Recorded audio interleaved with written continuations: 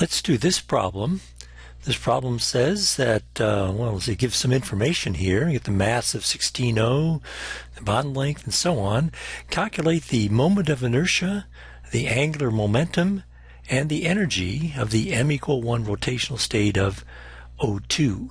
And then calculate all quantities in SI units. Well, this looks like a problem where we just have to find the right equation and then plug in the appropriate values.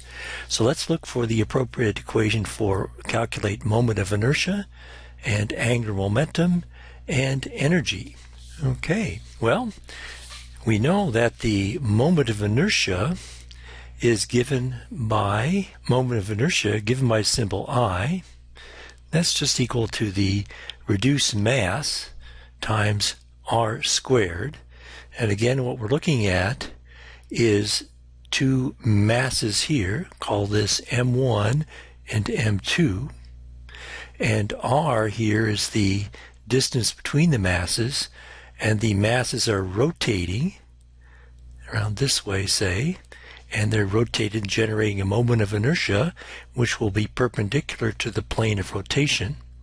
And we use the reduced mass to be equal to the product of the two masses, m1 plus m2, or m1 times m2, divided by the sum of the masses, m1 plus m2. Well, let's just see. The problem said that we have an O2 molecule, and both of the oxygens on the O2 are O16, which has this molar mass. So let's go ahead and we just plug in the numbers. So the molar mass here, well, maybe we know, no, that's a funny thing there. Okay, maybe we know that if you have mass 1 times mass 2 divided by mass 1 plus mass 2, and the masses are equal, then the reduced mass is just half one of the masses. So we can go ahead and immediately say that the reduced mass will just be 1/2 times the mass of O16. We said that was 15.9949. Let's keep track of the units here, gram per mole. And then the distance, well, let's go back and see what the problem said, 120.8 picometers.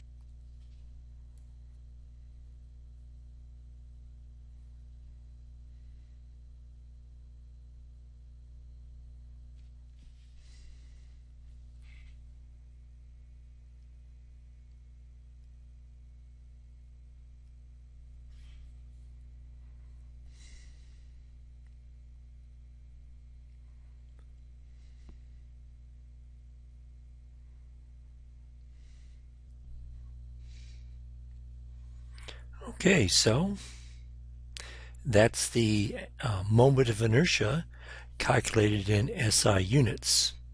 Let's see if we can calculate the angular momentum of this O2 molecule as it rotates around, and it's in the m=1 rotational state. Okay, well, the angular momentum of the particle is given by L, the magnitude of the angular momentum. Angular momentum is a vector, but we'll just calculate the magnitudes. L plus 1 square root, and it's quantized in units of h bar. It's the L=1 state, or we should say the m=1 state, depending on what notation we're using. So this would be the square root of 1 plus 1. H bar is 1.054 times 10 to the minus 34th SI unit, joule seconds. Note that the units of angular momentum are the units of H bar. This comes out to be 1.49 times 10 to the minus 34th joule seconds. That's the answer to that part of the problem. And now if we go back and look at the last part, calculate the energy of the m=1 rotational state of 16O. The energy, recall, of a rigid rotator, E, is equal to L plus 1, h bar squared over 2I. All right, the L or M, I guess in the problem we're calling it M, but we're calling it L. So it's 1 plus 1 h bar squared 1.054 times 10 to the minus 34th joule seconds, and this then is squared, and we divide by the moment of inertia, which we calculated in the first part of this problem. That is, well, 2 times the moment of inertia. It's 1.94 times 10 to the minus 46 kilogram meter squared. And we put this into our calculators, and we find that the energy of this rotator, this O2 molecule that's rotating in the L equal 1 state, is 5.72 times 10 to the minus 23rd joule. So that wasn't too hard. This kind of problem, just find the right equation and then plug in the right numbers. Now let's go and do the second part of this problem. Now let's look at rotation of a particle on a sphere.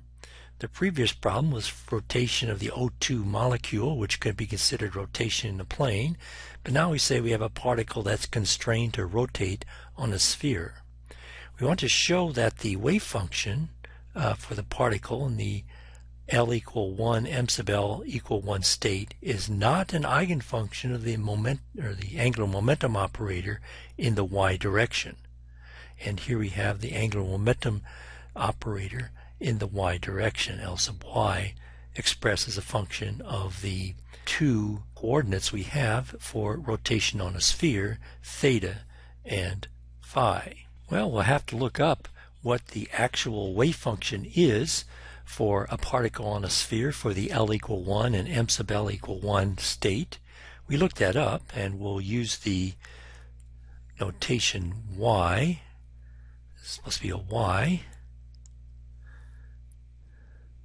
And this will be a function of those two angles, theta and phi. Well, we looked that up. That's minus square root of 3 over 2 times the sine of theta times 1 over the square root of 2 pi times e to the I phi.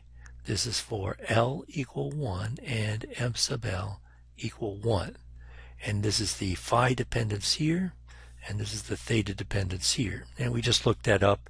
I looked it up on Wikipedia, but also is in chemistry textbooks. Now what we want to do is to show that the angular momentum operator in the y direction is not an eigenfunction of this particular one. We'll label this 1, 1 to denote it's the L equal 1 m sub L. So we want to show that when we operate on y1, 1 with the angular momentum operator in the y direction, we want to show that that does not give the function back again 1, 1 times some constant. Because if this were an eigenfunction of the angular momentum operator, we would get that eigenfunction back again times a constant. If we can show that we don't get that back, then we show that this eigenfunction is not an this function here is not an eigenfunction of the angular momentum operator. Well, the details are in the notes, but just let's look at some key features here. So we want to look at Ly times this function here, which is for particle on a sphere, L equal 1, m sub L equal 1. Well, we'll go ahead and do that. We'll look at the wave function. In the problem, the operator was equal to minus I h bar. This is the angular momentum operator for angular momentum in the z direction. This is cosine theta times the derivative with respect to theta minus a cotangent of phi times the sine, cotangent of theta times sine of phi times the derivative with respect to phi. Okay, so that's what Ly is. I'm running out of room here.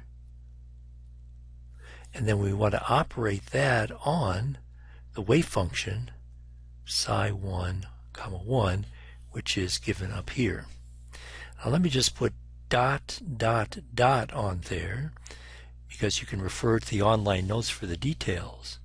But what you end up with is that operating with the y angular momentum vector on the spherical harmonic given by 1, 1, that is equal to I h bar times the square root of 3 over 8 pi times cosine of phi e to the I phi minus cosine theta sine phi e to the I phi.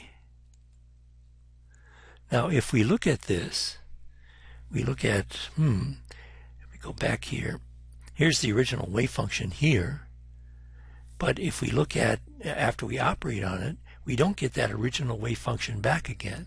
And this implies that the spherical harmonic y11 is not an eigenfunction of the angular momentum vector in the y direction.